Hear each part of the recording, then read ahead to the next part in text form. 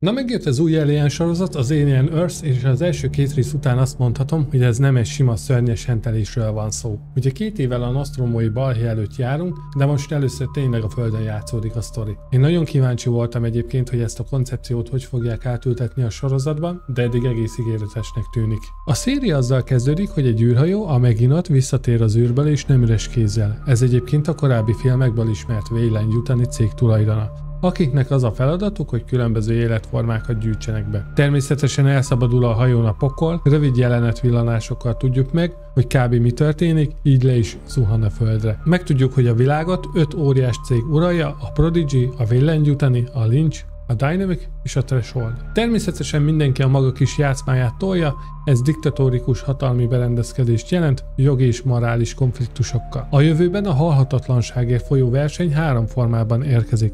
Kiborgok, szintetikus lények és szintetikus lényekbe letöltött emberi tudatok, ők a hibridek. Engem egyébként ez a koncepció nagyon megfogott, nagyon kíváncsi vagyok, hogy még egyébként ebből mi fog kisülni, hiszen az eddig részekből inkább csak androidokat látunk, ez még egy új formáció. A főszereplőnk Wendy, aki nem akárki, emberi tudat egy szintetikus testben, vagyis hibrid.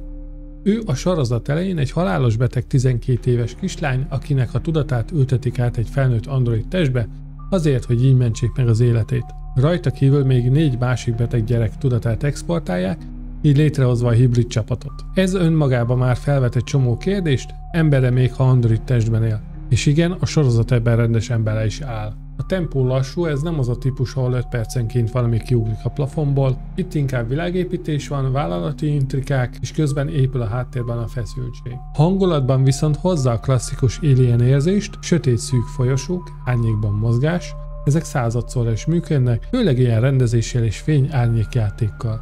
Ehhez még hozzátartozik a retrofuturisztikus dizájn, ami egyébként nekem mostanában nagyon tetszik, bár kicsit furcsa, hogy 2120-ban még katúcsugárcsöves vastag CRT monitorokat használnak, de hát ez az Alien univerzumhoz tartozott mindig is, ez volt a jellegzetessége, és szerintem ez itt nagyon jól működik.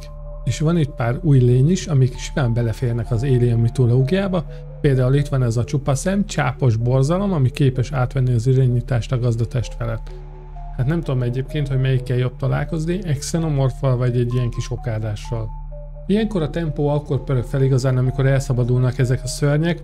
Egyébként a sorozat eléggé véres, itt azért vannak kaszabalások, tépkedések, hentelések, itt nem spóroltak semmin. A karaktereknél erős a színészi játék, főleg amikor a hibrid létből adódó dilemmákat hozzák. Itt nem csak a szörny a lényeg, hanem az, hogy a nem teljesen ember szereplőket hogyan látja a világ.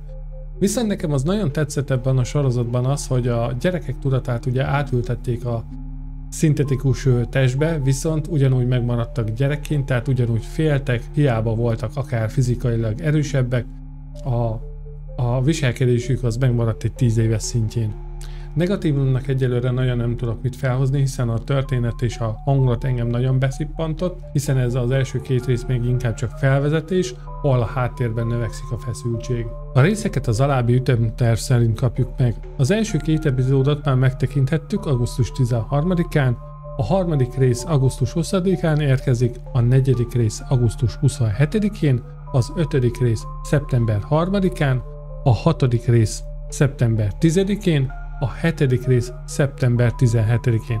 Az összes részt pedig szeptember 24-én tudjuk megnézni. Összességében lassú, de ígéretes kezdés, hogyha szereted az Alien univerzum nyomasztó és vállalati intrikákkal teli oldalát, akkor szerintem maradj. Én tutira nézem tovább, és hogyha lepörgött az évad, akkor jövök majd egy jó nagy spoileres kibeszélővel. Addig is, hogyha tetszett a videó, dobjatok egy lájkot, iratkozzatok fel a csatornára, kommentbe pedig írjátok meg, hogy nektek hogy tetszett ez a kezdés, és maradtok-e a további részekre.